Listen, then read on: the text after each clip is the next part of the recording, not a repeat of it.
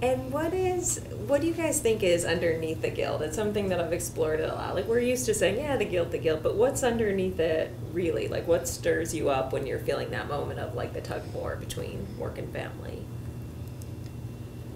I think it's sometimes judgments that we have taken on from other people. I've also had daycare workers over the years say things that, oh, well, didn't you know he had this today?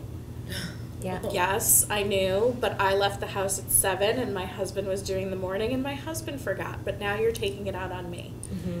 And I've noticed, unfortunately, that a lot of teachers don't coordinate as well with the husbands and don't talk as much to the husbands as they do to the mothers. Mm-hmm. And we end up taking the brunt of that when something gets missed or neglected.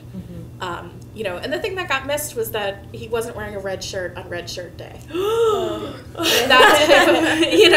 that type of really scarring activity that he's going to remember for the rest of his life. So now I have notifications on my calendar for Red Shirt Day, and try my hardest not to drop a ball. Yeah. And that's so inconsequential. Yeah. So that there's a whole chapter devoted to frenemies and critics and people who say things. I had so many women tell me that they would just be sitting there talking to a friend, like actually a friend who would say, I don't know, like with working moms, like if you're going to work, like why even have a kid? Or if you're going to put your kid in daycare, like why bother parenting? And the just crushing devastation of that comment. Have you guys had that happen? Not so much, but I've actually had friends be like, wait, why are you having kids so soon? I mean, I never really thought like having a baby at 30 was like so soon, but it really was significantly earlier than a lot of my college friends who are just having their first kid now. And they actually put guilt on me. I remember in the first year, like, you haven't come to visit, you're not going out as much, you're not doing this. And me trying to feel like not guilty that I'm just readjusting my life now. Yeah.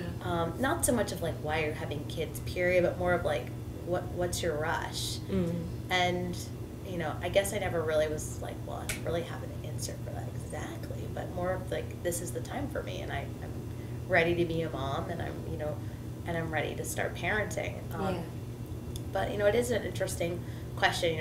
I was just with a bunch of mothers last night where most of them actually don't work full time or definitely were not commuting into Boston, and I felt, I definitely sat there. I was like, wow, they have a little bit easier than me because they get to be home by 3 every day. I'm like, that might be nice, But then I realized then I would have to make major choices about my career. That would mean that I don't get to have the career that I have. Yeah. So. I don't know. Yeah. I find it's hard to find people who are in that exact same situation that you're in. Well, I guess you're right. No one's in the exact situation on the train as you.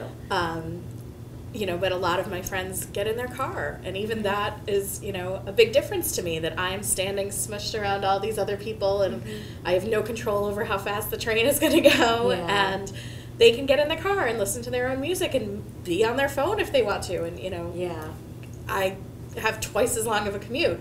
I also sit there and go, well, I'm environmentally responsible and fiscally responsible and, doing things that encourage growth in cities. And so I try to justify it to myself that way too. But it's not the same.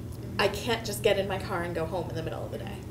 Yeah, it's interesting because you both brought up the commute, and women told me that of all the times that were stressful throughout the day, the commute time was actually the most stressful, which surprised me because we associate it with listening to your music but I think for a lot of moms, it's an in limbo time. You're thinking about the worries of work where you just left, and you're about to enter, either the kid's coming to the door saying he hit me, or, we missed Red Shirt Day. Or you get to daycare and they roll their eyes that they're not ready to go home. Right. That's crushing. Right. Still, after 9 years of doing it, it's still like, thanks, I just rushed to get home and you don't want to come with me? Yeah.